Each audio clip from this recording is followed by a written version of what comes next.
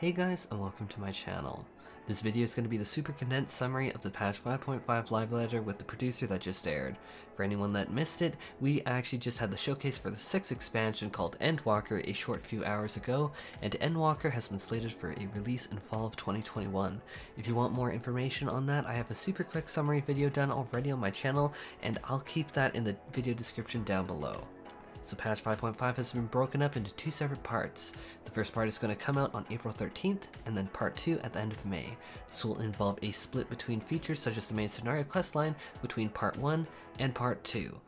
The storyline is going to be linked with the Endwalker 6.0 expansion storyline, and with announcements and further information released at the Digital Fan Fest happening mid-May, this actually lines up with part 2's late May release, so that we're going to have all the information at that time.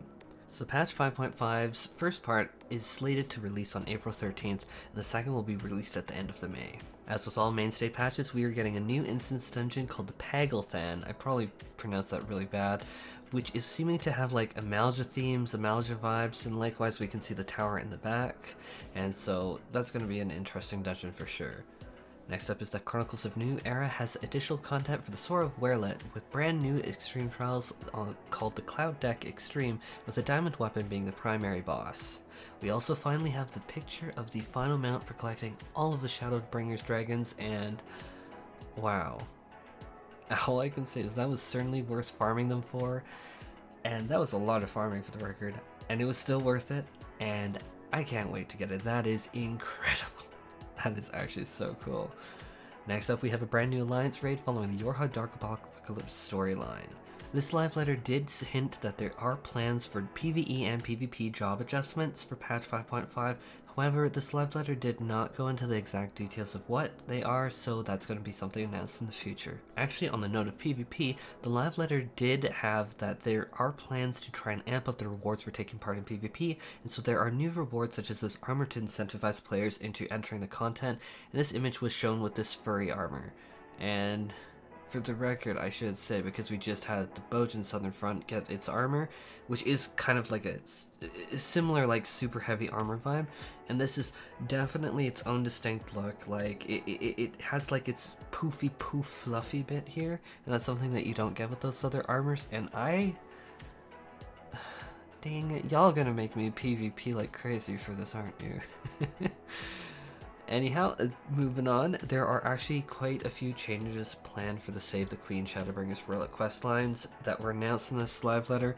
Some of them are going to be put in now, and some of them are going to be added for 5.5. And so, resistance weapons you cast from Lacus Latori were identified to be a real bottleneck and just players trying to get through the quest line to unlock the Delubrium Reginae and continue to earn more armor, more weapons and stuff, and just complete the quest line.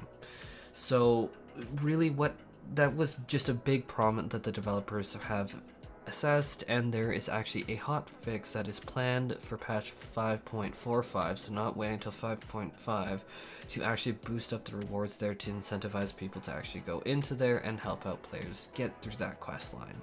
One thing that is actually very nice about this live letter is that it actually does confirm my suspicions, which was what I tried to confirm in last night's video, which I will link in the description below, that there are some of the Relic weapon quests that you only need to do once across your single character, and it'll apply to all different jobs. Like I was trying it between Machinist and Bard, and so here it was basically confirmed that some of the quests are specifically for the characters and some are for that specific job. But cycling back to patch 5.5, there is actually an expansion to the Relic weapons planned for 5.5, where there is going to be a brand new area called Zadnor to adventure through added. There are plans to add a brand new Unreal trial, although exact details of what it is have not been announced yet. Crafters should be excited because there are actually more difficult recipes that are aimed at the highest tiered crafters, with the ability to earn achievements and unique crafting tools that are going to push your crafting skills and crafted gear to the absolute limits. Gatherers will now be able to see on maps where gathering locations will appear in the gathering log for some great quality of life improvements, as well as a listing of fish that you can release into fishing holes is now a thing. Ishgardian Restoration is not finished yet, or the Ishgardian Restoration project is finished, but the Ishgardian Restoration area still has more content coming into it, so don't close the chapter on that just yet, because 5.5 is adding an update where they are, even though the building is technically complete, they are going to hold what is called a feats? I don't know. But basically like celebrations. I'm assuming that they might be similar to fates, since they're feats? I don't know, but there are more details coming up in future live letters and information bits, but right now I'm not exactly sure what a feat is. I mean, I know what feet are, but different type of feat. Sorry, that was a terrible joke. I'm very tired.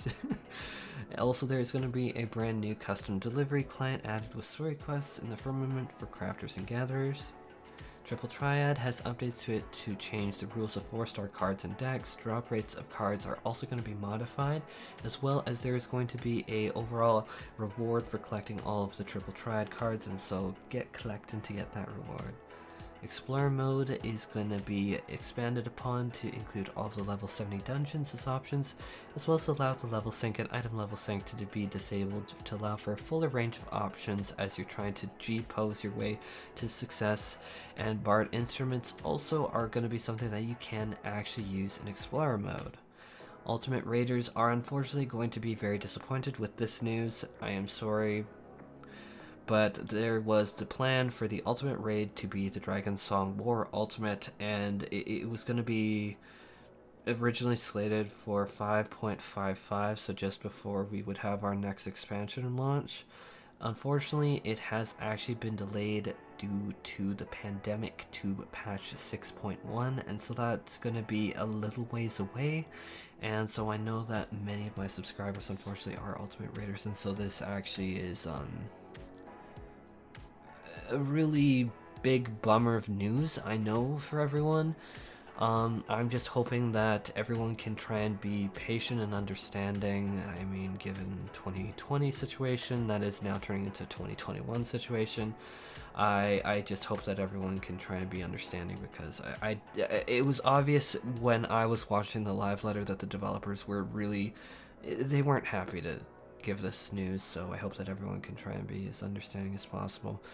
Anyhow, that is all for this video, and as always, if this helped you at all, or you want to help support my content, I would super appreciate if you just slammed a pillow onto that like button, just obliterated it, because I need sleep so bad right now, I can't even. And if you can't, dandy that subscribe button. Anyhow, take care, and I hope that you are having a fantastic day and staying safe.